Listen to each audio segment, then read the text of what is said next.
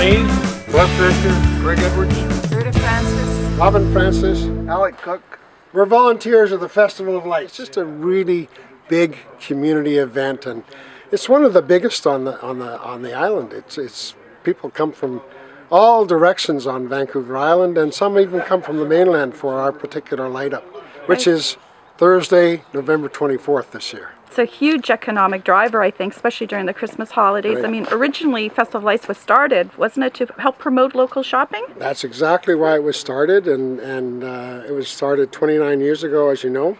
And it started with one merchant, and he decided to decorate the tree outside his store. And then they developed from there and formed an organization. As far as the impact for businesses, we attract between 25 and 30,000 people on the night of light up.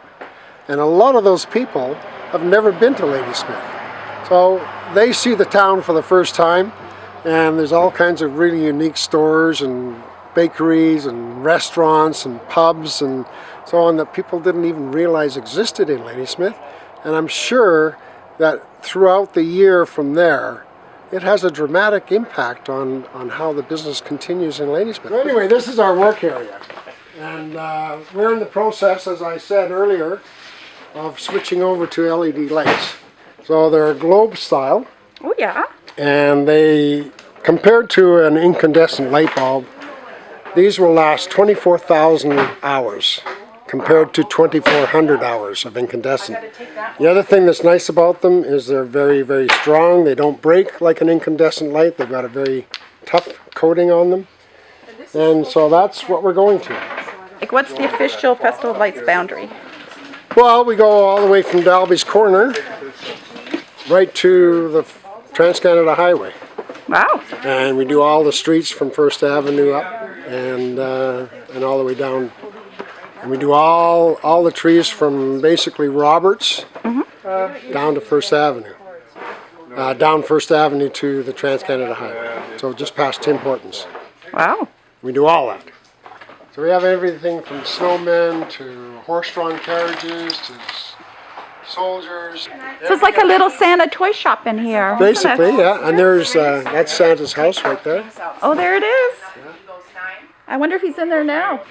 These are all the stringers which go across First Avenue.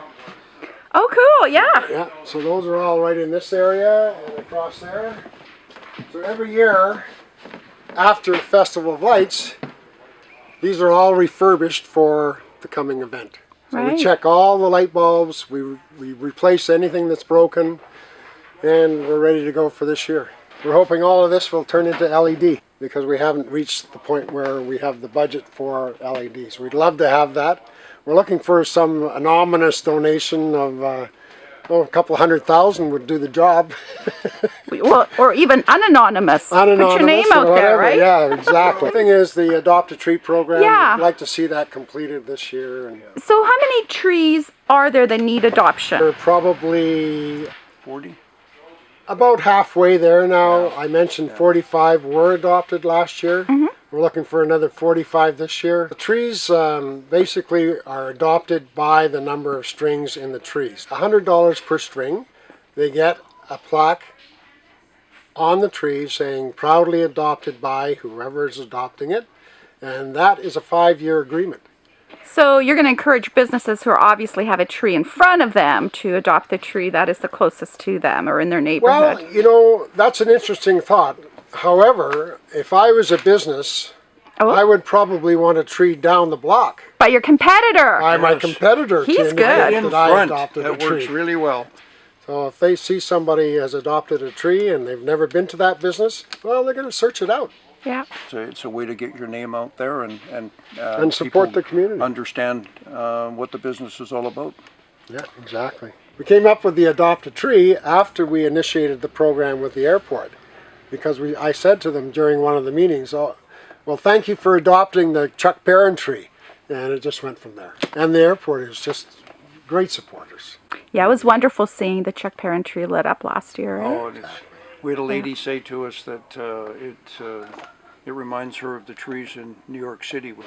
It's The one thing that we try to be cognizant of too is because the festival is 29 years in existence, a 30-year coming, and there's a lot of folks that have actually were children and now are bringing their children yeah. and grandchildren Yeah. to the festival, and that's a huge part of what the festival is about for us. And you know, you're looking anywhere from 12 to 16,000 extra people that come into the town of Ladysmith, and it's just a fantastic opportunity. And one thing that the festival does is help showcase Ladysmith itself, and that's a source of pride for us because it looks really nice. It's just a dynamic opportunity for businesses to latch onto and run with. And it's an opportunity for Ladysmith to say, hey, we're here. When people do come into town, hey, it's always a really good show. Thank you very much. Well, you make a lot of people happy, so thank you very much. Thank you. Goodbye, old lights. Hello, you.